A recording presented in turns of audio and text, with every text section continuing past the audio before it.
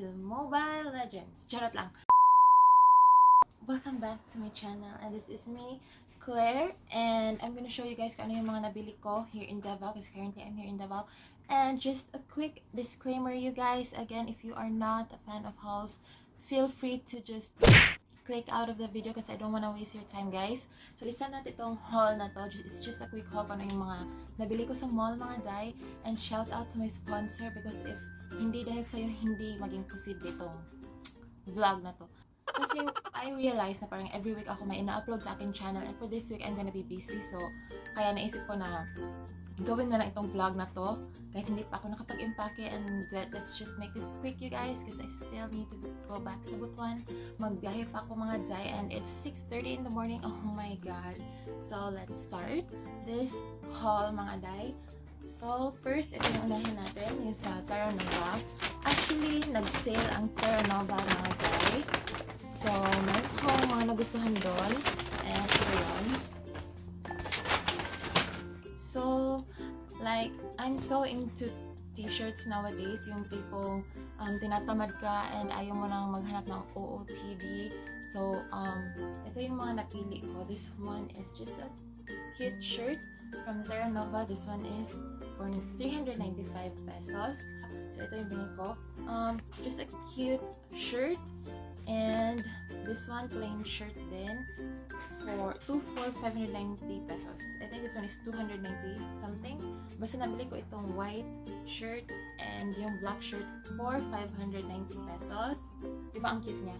Yung tipong tinatamad ko talaga, mga day. And I realized kasi nowadays, parang napapadalas yung pag-vlog ko.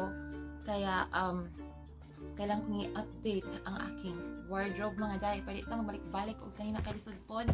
So this one is a mom jeans. This one is, I think, 595, pero parang naging 300 something pesos yata to 395. And halos saan ka makakahanap ng mom jeans na 300 something pesos? Sobrang cute nito, guys. So go na day kay lisod na makikita mom jeans. So ito yung pants. Next, ano pa ba? Ito from Bayo. Mayroon akong nakita mga cute shirt. Sobrang cute talaga. Hindi naman ako, parang ito yung first time ko bumili doon sa Bayo kasi I'm a plains and prints girl. But, nakikita na ako sa Bayo. Parang naman siyang plains and prints. I think same company lang yung Bayo and plains and prints. So, I found this one. And I thought na sobrang cute naman yan if ever na mag-food review na naman ako. So, this one. This shirt cost, size small, 1,395 pesos.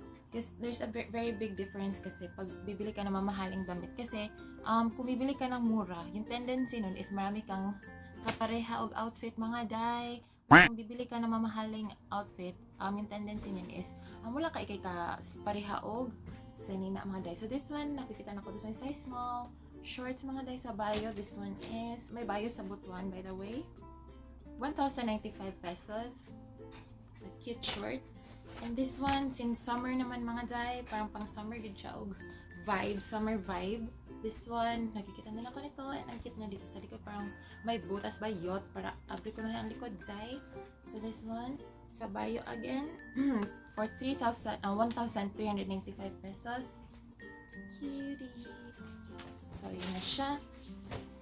And this one next, I guess.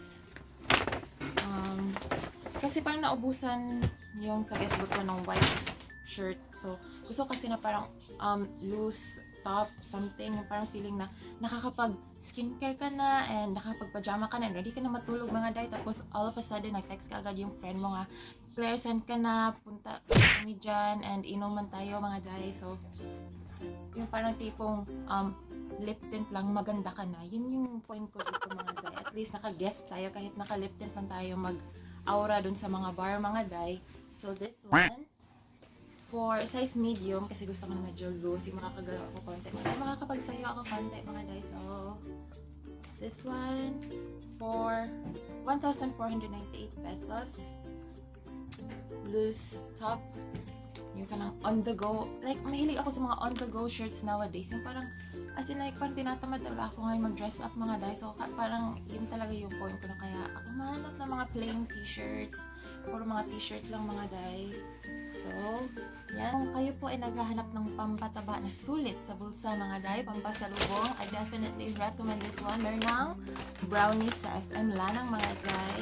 Ito, bumili ko 4 mga day. It's like parang brownie thins sa Margie's, if you guys have tried that. So, 2 for 150 pesos, kaya 4 yung nabili ko. This one is parang just a cookie chip mga day, brownie thins, parang ganun siya. So, dalawang klaseng cookies yung binili ko. This one. Sobrang worth it niya sa calories ninyo mga day. So, lamig jud siya. It's like, basta, tastes like heaven mga day. So, lamig siya pang pasalubong. Balik natin. At, next, ito. Sa kasalukuyan ay ako po ay na-hold up na naman ng Miniso at ng Watsons. Pero, grabe din akong self-control mga day, kaya ito lang yung binili ko sa Miniso.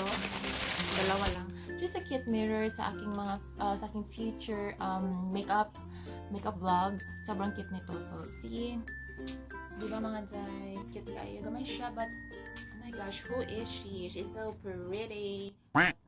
So, next. So, because, you know guys, travel is life and I feel like kailangan kong ilipat some of my face mist, moisturizer dito mga day kasi alam niyo naman yung Jeju Cooling Ice Truvelo is malaki, so I need to transfer it dito sa maliit lang na container mga day if I'm going to travel. At least meron akong on the go na skincare mga day nga i-grab din ako mga day kasi right now hindi ko na dala yung Jeju kasi sobrang malaki and parang bulky kaya siya sa ako ang bag mga day. So this one, I bought this one sa Miniso. 100 something. This one also is 100 something. Sobrang cute, diba mga day? Next.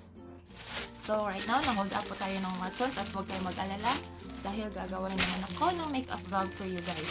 As you guys know, always sold out po ito sa Watsons Butuan kaya nag-hoard na din yung ate girl. This one is from Pretty Secret Lip and Cheeks of Glow Tint. I love this one. I use this one as my blush, cream blush. And ito, I wanted to try this one. This one is Ever Belena Brow Liner.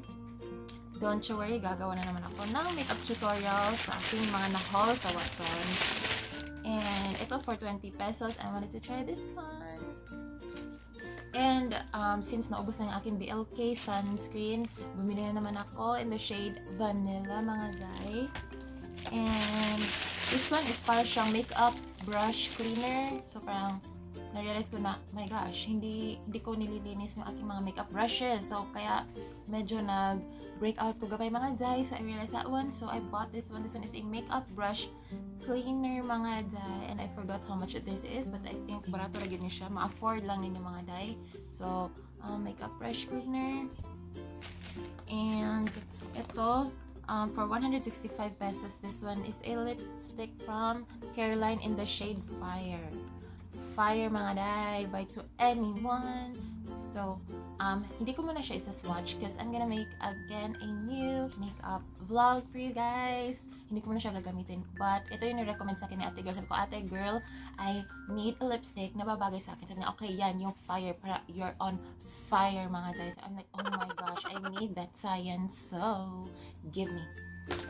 So, this one I saw from Nichido. This one is yung Obsession palette for 225 pesos.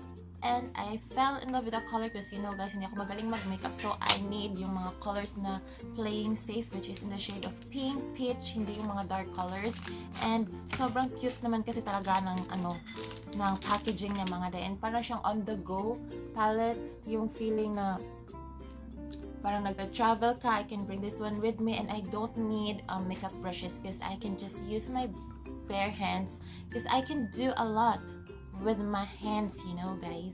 So, ang daming pwedeng gawin natin sa kamay natin mga guys. So, this one, I bought this one sa Watsons and I hope meron din ganito dun sa Watsons Butuan. But, cute, sobrang cute ng colors. Tingnan niyo mga guys. Diba? So, chill lang, yung parang ganun mga guys. So, I'm gonna make a makeup vlog using this palette. So, di mag-goal.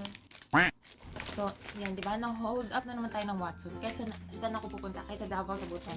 Palagi talaga ako na-hold up ng Watsons. I hate the Watsons. But you know what, guys? There are just so many different products for different skin types sa Watsons. So, kaya, don't be afraid to try something new. Bili na kayo ng bili, mga day. Pinaghirapan niya. Charot lang. So, next. Oh, I'm done na, mga day. I'm done. So, meron nga pala tayong bisita ngayon. Nakita niyo yun, mga guy. This one. This one. Oh my gosh. She is so not invited. Go to hell. Hindi ako nakapag-facial because inuna ko talaga yung pinunta ko dito sa Davao is yung hair, magpa-hair treatment. So, shout out sa aking #1 mamang hairstylist na si Mr.F. You guys, if nagustuhan yung aking hair sa aking mga past vlogs, I will definitely recommend Mr.F.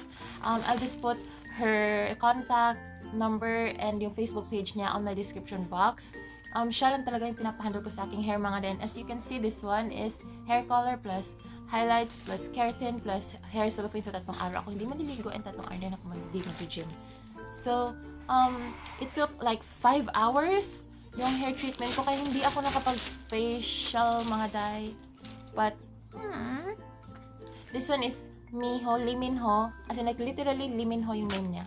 Kasi, K-drama addict yung mom ko, mga day. She does wonders sa aking hair. Parang may kapangyarihan yata yung kamay ni Mr.F na hindi ko maintindihan kung bakit lahat ng gagawin niya sa hair ko ay babagay talaga sa akin. Sobrang ganda talaga. Oh my gosh. Parang may siya shade na violet. Yung parang yung highlights niya may pagka-violet na may pagka-ash gray na may pagka... I really don't get it. Saman. I really don't get it. But you know what, guys? Since oh my gosh, it's 6:35, so parang ginawa ko yung haul na yun for like 5 minutes. Ang dami ko pang pwedeng gawin. So guys, please give me a thumbs up or just comment down below kung meron kayong questions, mga day, or kung meron kayong gusto kong gawin na video. But ang dami ko pang gawin na vlogs, as in like sobrang dami pa. Nagkulang na talaga ako sa time, and for this week wala pa akong ma-upload na vlog.